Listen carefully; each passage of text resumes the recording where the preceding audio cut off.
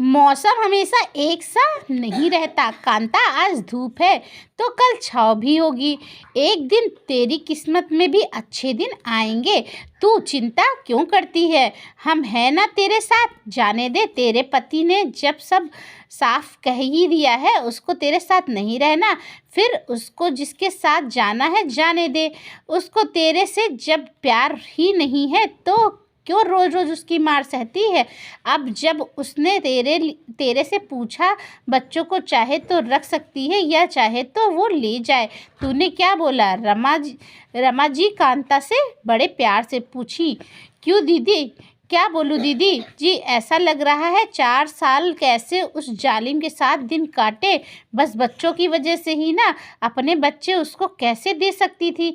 मना कर दिया, फिर उस कलमुही के साथ अपने जन्म बच्चे कैसे जाने देती? जाने कैसे व्यवहार करे? कांता का मध्यम स्वर उसके हाल के बयां करने से काफ़ी था। सुन, तू ऐसा कर, अब उस होली में तो तेरा पति दूसरी औरत के साथ रहेगा। तुम लोग वहाँ से नहीं रह सकते हो। बस तू तो अब बच्चों को लेकर हमारे साथ ही रहे। मेरी तबीयत भी ठीक नहीं रहती।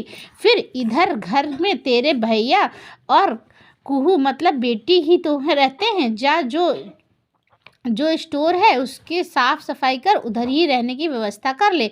बच्चों को भी ले आ। रमा जी अक्सर बीमार रहती थी, ज़्यादा काम कर ले तो चक्कर आने लगता था, इसीलिए उसको लगा कांता के यहाँ रहने से उसको बहुत मदद मिल जाएगी। दफ्तर से जब अरुण बाबू आए, मतलब रमा जी के पति, उनको यही लगा रमा ने सही निर्णय लिया है।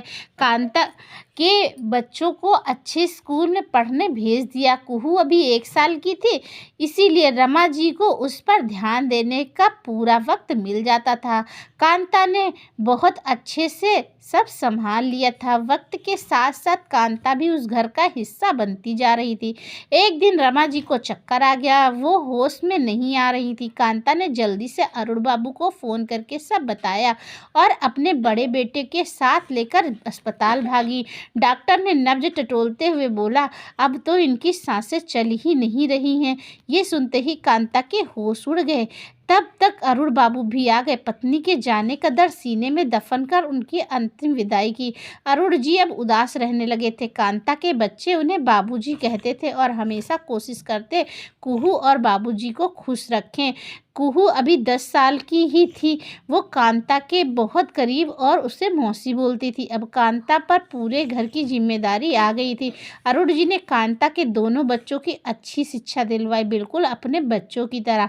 आज कांता के बड़े बेटे दीपक को अपने कॉलेज के दीक्षांत समारोह में अवार्ड मिलने वाला था। बेटे ने बोला, आप सबको कॉलेज आना होगा, बाबूजी आप भी कुहू के साथ आइएगा।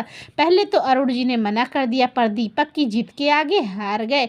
सब लोग कॉलेज गए। जब दीपक का नाम बुलाया गया तो वो उठा और अरुण बाबू को अपने साथ मंच पर चलने का आग्रह करने लगा। अरुण बाबू बोले, बेटा अपनी माँ को ले जा, मैं जाकर क्या करूँगा? दीपक ने बहुत आग्रह पर अरुण जी मंच पर गए। दीपक को जब सम्मान दिया गया तो उसने अरुण जी के चरणों में समर्पित कर दिया और बोला, आज मैं जो कुछ भी हूँ इनकी वजह से हूँ। ये मेरे सब कुछ हैं। मेरे पापा ने जब हमें छोड़ दिया था तो इन लोगों ने हमें अपना मानकर वो सब दिया जो हम कभी सपने में भी नहीं सोच सकते थे। बाबूजी आपका बहुत बहुत धन्यवाद। कांता यह सब देखकर अपनी दीदी जी को याद कर रही थी। आज उसके बच्चे जिस मुकाम पर हैं उनका सारा श्रेय दीदी जी को ही जाता है। वो ठीक कहती थी, मौसम एक सा नहीं रहता, धूप छाँव के खेल में बदलता रहता है। आज उसने महसूस किया उसके जीवन के पतझड़ तो रमा दीदी ने ख़त्म कर दिया था। अब जाकर उसने जीवन में बसंत आया है। वक्त का पहिया कब घूम जाए कोई नहीं जानता। रमा दीदी आप होती तो कितना अच्छा होता, सोचती कांता आंखों में आए आंसू पोंछने लगी। अब उसने अपना सारा जीवन अपने बच्चों के साथ भैया और कुहू के लिए झोंक दिया। रमा दीदी के जाने के बाद उन दोनों के जीवन में जो पतझड़ आया था उस मौसम को भी बदलना होगा। दोस्तों, कभी कभी ऐसे लोग मिल जाते हैं जो निस्वार्थ भाव से किसी के लिए सर्वस्व लुटाने के लिए तैयार रहते हैं। आपकी थोड़ी सी मदद किसी के लिए जीवन आए। धूप छाँव को धूप को छांव देकर बचा सकती है। दोस्तों, इस वीडियो को लेकर आपकी क्या राय है हमें कमेंट बॉक्स में बताना ना भूलें और आपकी क्या विचार है ज़रूर लिखिएगा। और इसी तरह की अच्छी अच्छी कहानियों के लिए हमारे चैनल पर बने रहें, ज़्यादा से ज़्यादा लोगों तक शेयर करें।